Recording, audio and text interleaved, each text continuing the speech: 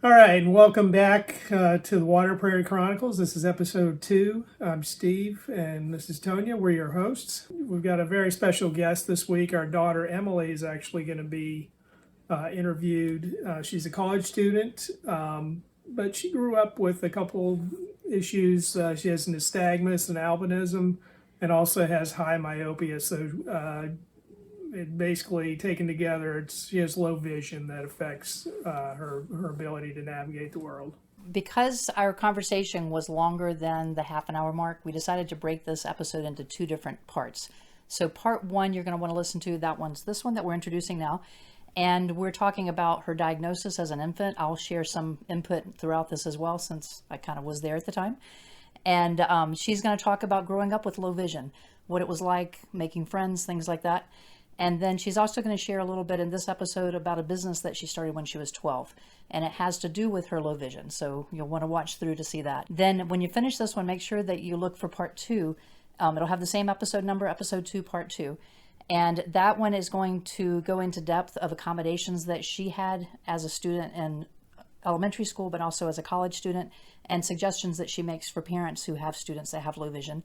She also is going to talk about the sport of goalball and settle the debate whether she, as a low vision individual, would use Braille or a cane. So, if you're listening to the podcast, we've also got a video out on YouTube.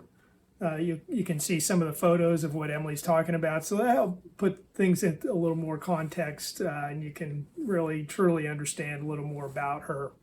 The YouTube links at it's our Linktree site, linktr.ee/waterprairie, linktr.ee/waterprairie.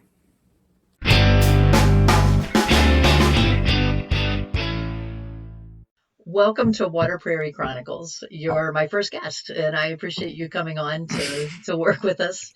I know you really well because you're my daughter, so Of course, you this know is a me little really different. well. I'm Of just course I that do. memorable.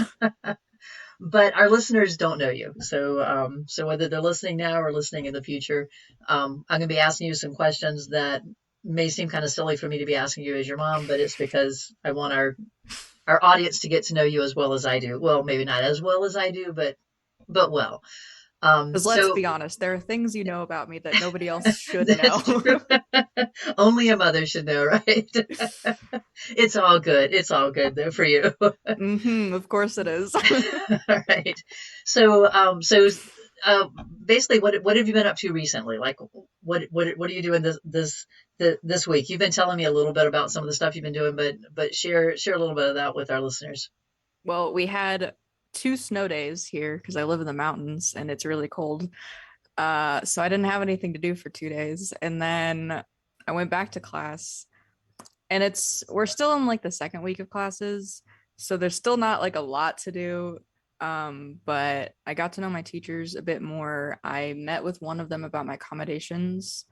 Because I was having issues with a Kahoot thing in class. Kahoot needs to work on accessibility, I will say that. But I think we figured it out. I think it'll be okay for the next one. Oh, good. But that was good. And then aside from that, I've been playing a lot of Minecraft. Now I do that a lot. you've set up a server, or what is it that you're doing with your friends? So I have a Discord server and a Minecraft server that I'm running right now. They kind of go hand in hand. So everyone in the Minecraft server is on the Discord so we can talk to each other in the game. Okay. Yeah. So I started that about a month and a half ago, and it was pretty good at first, but I just found out today that my house has exploded. So that's great. So the peace in the kingdom is now gone, right? It was long gone 2 weeks ago when I blew up Spawn. Okay. So is it payback? I don't know yet. We're in the middle of figuring out what happened. Okay. So for those that are not in the Minecraft world, have no idea what you're talking about, but maybe they'll look into it now. All they need to know is that we're all still friends. I think it's been really cool how during the pandemic and all that you have been able to bond with so many different kids of all different ages doing this, and so I think it's kind of been fun listening to what you tell me about it. I think that's one benefit of my generation being so immersed in technology. I feel like to some point it's a little bit too much, but in some cases, like the COVID pandemic, um, we're really good at meeting people without actually being physically near them. So I've been able to find a community online and be able to connect really well with them. And do you feel like they're true friendships as if you were hanging out in person? Absolutely. Good. Good. I've met a couple of my offline friends in person, and aside from like the first 5 minutes of it being weird of like, oh my god, I'm seeing you in person, pretty much connected immediately. Like, made some really good friends. Yeah, because I know a lot of people have had a lot of concerns about, well, you're in college now, but even the younger kids having so much online for the last couple of years and not really getting the social interactions. But I feel like at least what you and I talked about, it feels like you actually are making these friendships, and you've got kids that are younger than you that are in high school. Anybody in middle school that's in your group with you? I don't think we have any middle schoolers. So high school, At college, and above, a couple years ago, there was one or two who were late middle school, but they're all in high school now. right? So you're all around the place. You're not all in the same community, Right. but the fact that you're able to kind of encourage each other and keep those interactions going, I think has been great. I actually started a an unofficial like tutoring thing in one of my first Discord servers. So like I've tutored about to be 3 people now in math Nice, through Discord. nice. So So it is probably you're more connected than you would have been if you were restricted by geography. yeah, So, absolutely. all right, well that's kind of interesting. So you mentioned earlier about talking to one of your teachers. So you've kind of touched on some of the unique challenges that you have. Can you describe what that is? And I mean, as much as you're comfortable sharing with the world, pretty much, because I don't know who will be listening to this. So if I'm you can pretty describe it comfortable for them. sharing a lot of my disability with people because I know there are people out there who aren't gonna, some of them aren't even gonna know to ask about how to make accommodations in class. Like some people don't know that's a thing, Right. which is disappointing, but that's why you're here. Well, and that is what Water Prayer Chronicles is all about. You and your brother spurred us on to have to really ask a lot of hard questions when you were younger, and because of that, your dad and I have learned a lot of things through the years that might have been helpful had we known them when you were younger. But we want to help share that with other people and maybe help some of the parents of younger children have a better chance at knowing where to go for help, what the resources are that are for them, and to push their children to reach their potential. And that's always been what our goal has been for you and for your brother, is that no matter what the disability might have been, that you still have a potential to reach. We just have to find maybe a different way to get there. And Yes. so exactly what is now you're using the word disability, so I'm going to use that word. Yes. I know some people that I have conversations with, they're not comfortable with that word. They'd rather use other words. So I think with Water Prayer Chronicles, I'm just going to have to cater this to whoever I'm talking to at the time.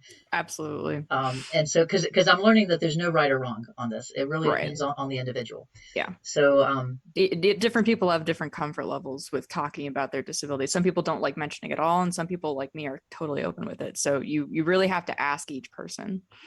so tell us what is the diagnosed issue that you have, and what is the disability that comes with that? So I have albinism. A lot of people that I talk to don't actually know what albinism is, but they've heard of albino. It's the same thing. Some people find the word albino to be derogatory.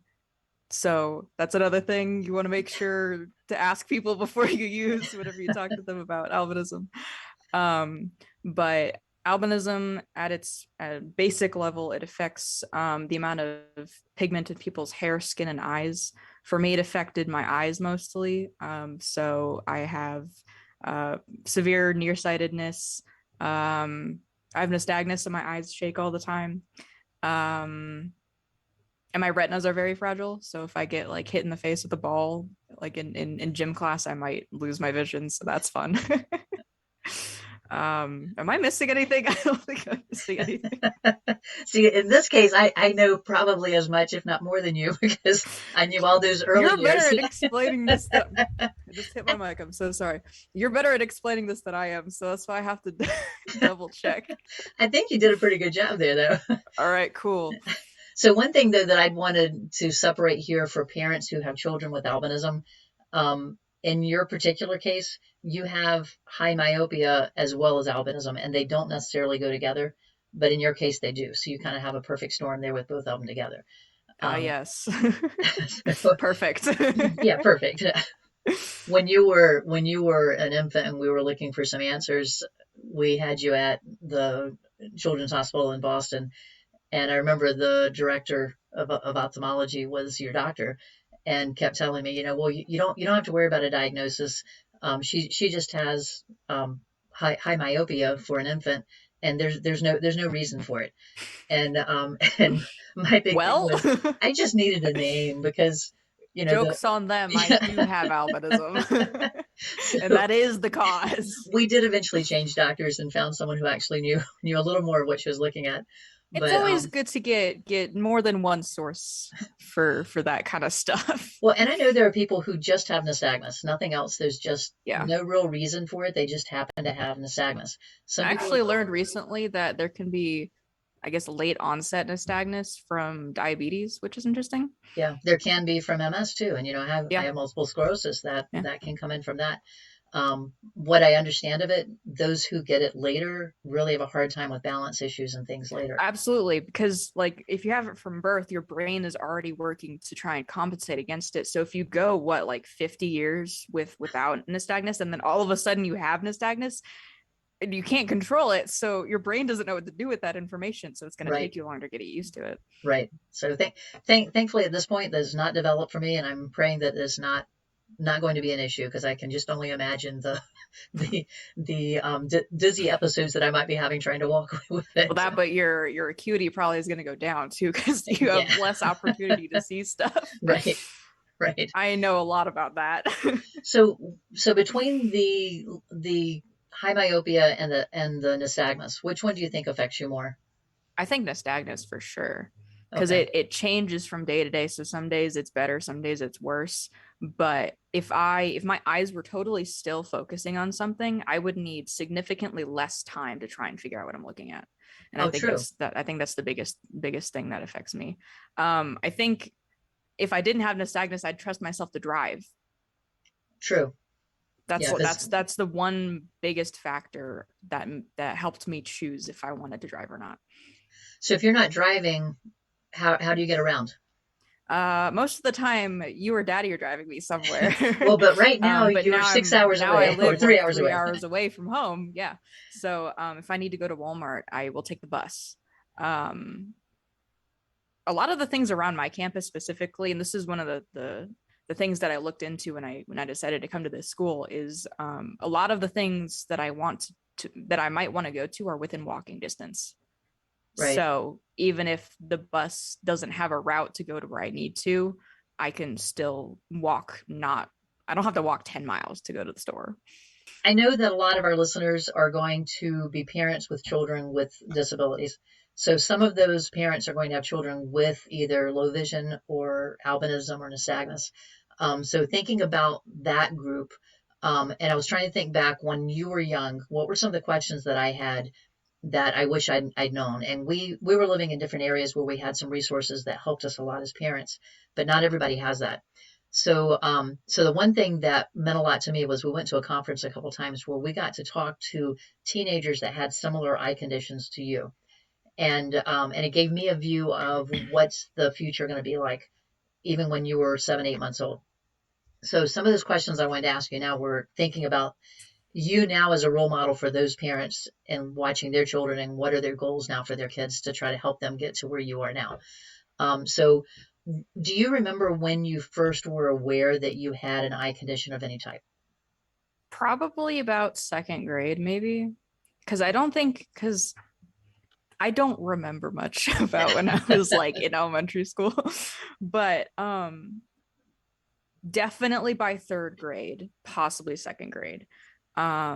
Because I do remember having to like go up closer to see the board sometimes, and I would just sit on the floor in front of the board sometimes to see. Because I don't think I really had to do that when I was younger, because like everything's just kind of there in front of you. Yeah. Do you remember when you were in preschool getting stressed out in your classrooms? No. So yeah, I can remember you. Mm, There was a lot of visual clutter. There were a lot of bright colors around, a lot of pictures and colored fabrics and everything. And one of the counselors that I talked to was explaining to me that for you to focus on to find out where your teacher was and all that chaos was really hard. Where the other kids could see it clearly, you were kind of working a little bit harder trying to find her. So you were just exhausted by the time I'd pick you up half day through the, so you were there like 4 hours and you're exhausted. But I wondered if you'd remember that. I don't remember that, but I've had a couple other situations like that. I remember one specifically in art class one day in like third or fourth grade, maybe. There was like a bunch of different stuff on the front board, and I was trying to like, and I think the teacher was standing in front of it or something, but I remember like watching her, but I could see everything else around her start to like kind of move a little bit because I was focusing on it so much. Yeah. It was very bizarre. It's like in music class when I had the wavy lines trying to read the sheet music, Oh, right, kind right. of like that almost. Yeah, so for our listeners, Emily went through playing the recorder in elementary school, and then she went on to play the violin later. But the music was enlarged quite a bit so that she could distinguish where those notes were. And I remember that being part of the decision of what type of instrument you would play in middle school, is whether you would need um, like piano was gonna be too much because there were more than one note on it. We wanted a solo type instrument so that you could really blow up your notes to be able to see what they were. But it worked out. You had instructors who worked with you Yes. to make those huge sheets of paper for you. Yeah, think about like a normal 8.5 by 11 piece of paper and almost double it. That's what I was working with. But you even went on to play in the local orchestra for the community, and That they was stressful. well, but you had to audition. You had but Not from a they visual standpoint, because they were very great about that. I was more intimidated by how I was older than everybody by like 5 years, probably, and expected to play at the same level. They all knew how to sight read. I didn't. And the yeah. instructors were getting frustrated with me. And I'm just like, I'm sorry. I only have 2 years of middle school orchestra under my belt. What do you expect from me? But you stayed with it and did well with it. So we were proud of you with that. So what now you said about second or third grade is when you remember feeling there was something different there and having to go to the front for the board. Was there anything else that happened during that time? Was that the main difference as far as realizing that you couldn't see what everybody else was seeing? I know in fourth grade, more kids were making comments about my glasses. There was this Okay. one kid who she would ask me every day without fail why my eyes are so small. And I don't remember actually giving her an explanation, but I definitely took off my glasses and showed her the difference. That was So actually pretty that's smart. yeah. All right. So I know when you were young, we put a lot of restrictions on you because your retinas were so fragile. Did that make you feel left out? Did you ever feel like, you wish you could have done other things than what we would let you do? I think if I had any interest in doing those other things, I probably would have resented you more. But Okay. because Oh, all I more. So you wanted to did do resent us. a little bit, but because I wanted to play video games all day and that was a safe activity, I didn't really care that much. Well, we did find things that you could do. You I still swam. did karate, You still did which karate. because it was adapted. Yeah. Although one instructor didn't get the memo, Yeah. but thankfully I'm fine. Well, and you earned your black belt. I did. You I was even with that. halfway to getting my second degree, but that was because of disinterest. Yeah. But we found a dojo that was able to modify things for you so that you still got the workout, still had the full Yeah. testing, but they kept it safe for you. So I which think it which I really helped. appreciated. I think it helped that we went to a dojo that primarily had younger kids, so they kind of knew how to deal with non-traditional ways of Yeah. teaching karate already. Yeah. So And their focus was in trying to help kids that had exceptional needs.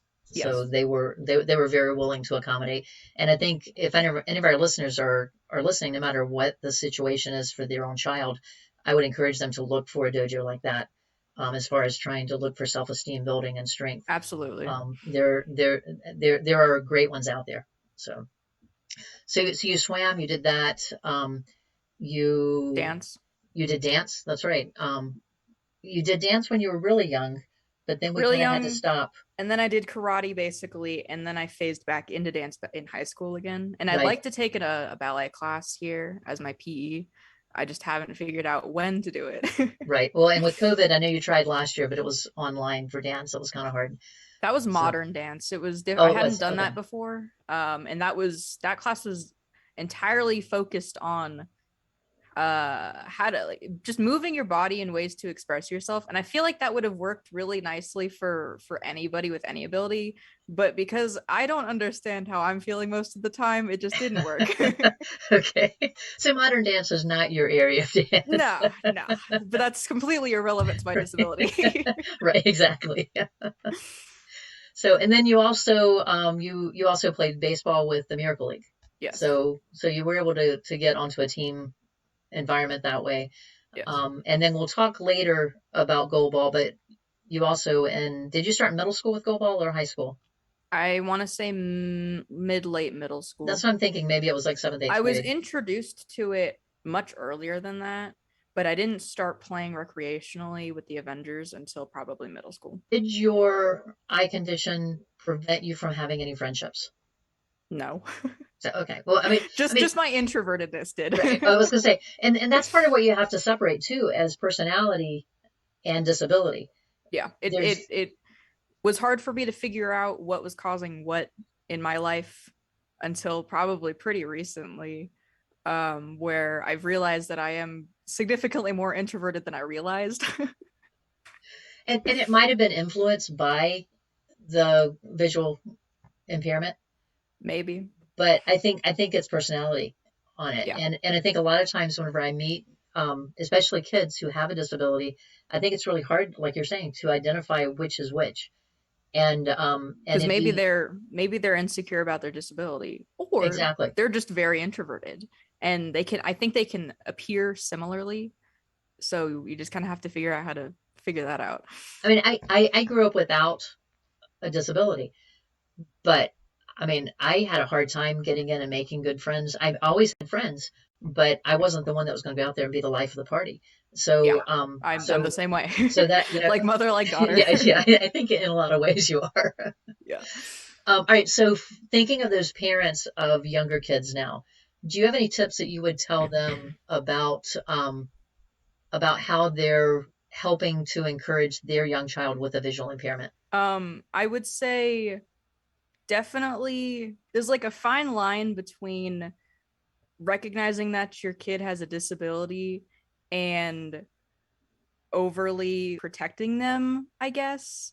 Mhm. So you really have to figure out a good way to make sure your kid understands that yeah, you are going to have limitations in your life, but also not overly protecting them from that.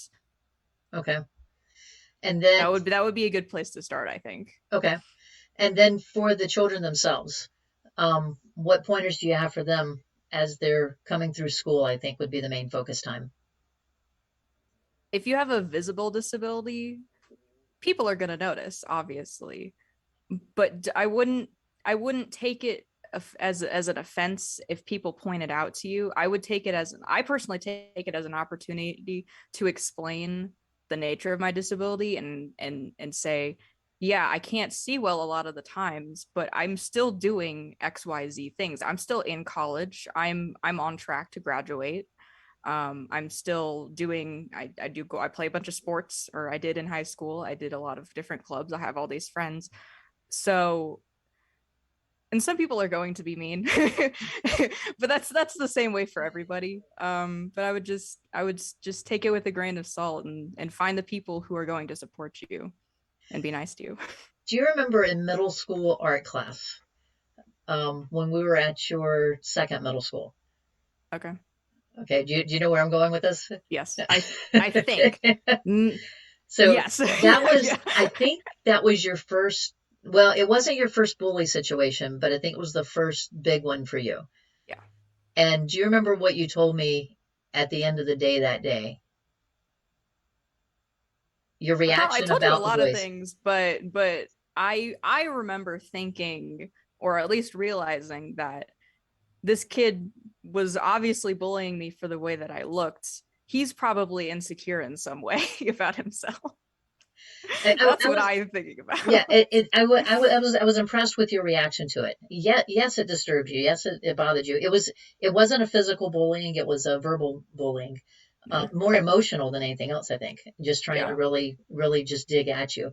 I But remember feeling overwhelmed in class when I heard about it. I was like, I didn't know what to say. yeah, I was also across the room at the time, and my friend noticed it before I noticed it.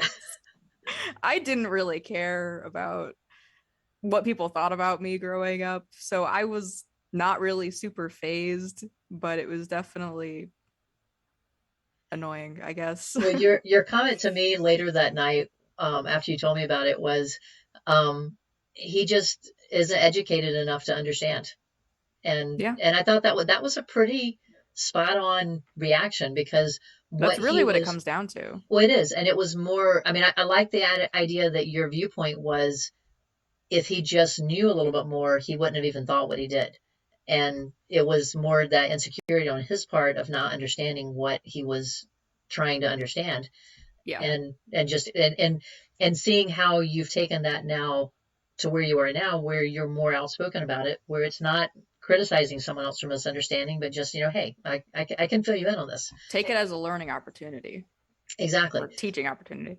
And I think that that would be a good thing for younger kids if they could wrap their head around that and understand Yeah. that, it really isn't personal. It feels personal at the time, but it really isn't personal. It's more just a lack of understanding, whether it's another kid or an adult, because Mm-hmm. comments are made Yeah.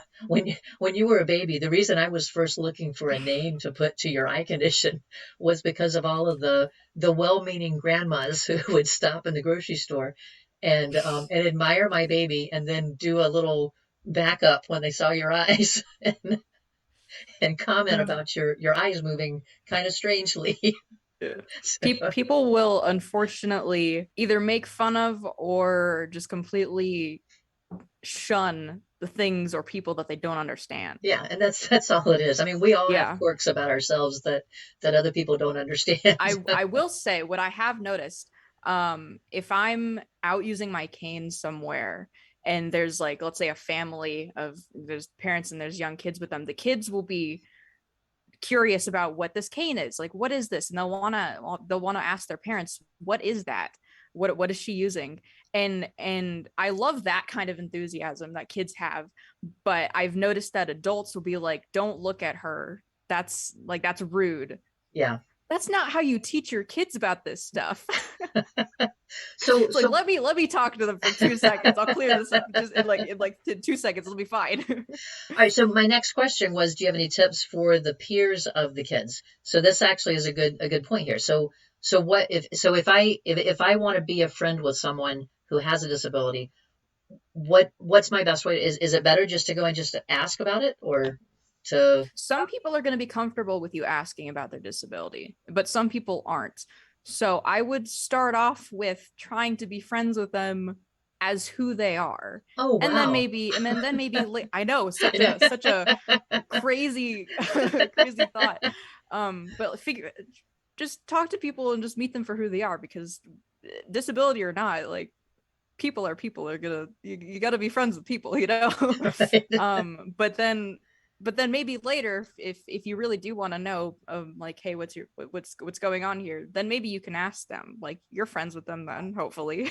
Right. Just be polite. I think that's very good advice for pretty much anybody, whether you're, Yeah. Yes. you know If there's any, I just want to say, if there's any adults here watching this, kudos to you for learning about disabilities, because not a lot of people are open to that these days. all right, so what are you doing now? You said you're in college. What are you doing while you're in college? What are you studying? What are you doing at school? So I'm studying commercial photography, which I'm exploring more now because I'm in more than just the basic classes. So I'm in a studio photography class, which is going to be a lot more accessible than my previous photography classes because we'll be tethered to a computer when we're shooting. So I'll be able to see almost live what my shots look like. So that will Nice. help. And then I'm in a survey of photographic careers class, which in a month, I think 3 weeks maybe, I'm giving a presentation on film and editing. So I'll be able to talk about video, which is another passion of mine. And I'm learning more that even though the degree is commercial photography, not everybody goes on to become a professional photographer. Because you have to there's a certain personality type that you need to be a good professional photographer.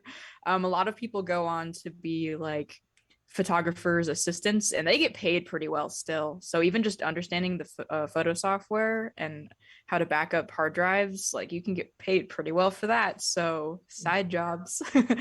um but I'm excited to learn more about videography because there's a couple of classes videography within the photography major. So Nice. So do you know yet what you want to do? Is it too early in your studies? I have a very vague concept of what I think I'd like to do. Only time will tell if I actually want to do that, but right now I like the idea of continuing my business. I'd like to rename my business, I think, at some point. Rename my business because it used to be called Cards for Kids. Right now it's called Emily's Originals, but I want to change it again. But we'll figure that out later. Well, so while we're talking about that, because I was going to ask you about that, what I is Cards for expected Kids this. or Emily's Originals? So Cards for Kids started. It's a business that I started when I was 12, so almost 10 years ago now. That's crazy. But I was in middle school and I needed an iPad to help me better access my course materials because it would help me enlarge my homework or not my professors, my teachers. I'm talking like I'm in college. I am in college. I wasn't when I was 12. My teachers could send me like PowerPoint slides or presentations so that I could just see on my iPad rather than having to look on the board. But I didn't have any way to buy one for myself. So my parents, mother and my dad, this challenged me to figure out a way to raise the money myself. So I formed this business, Cards for Kids, with a K and a Z.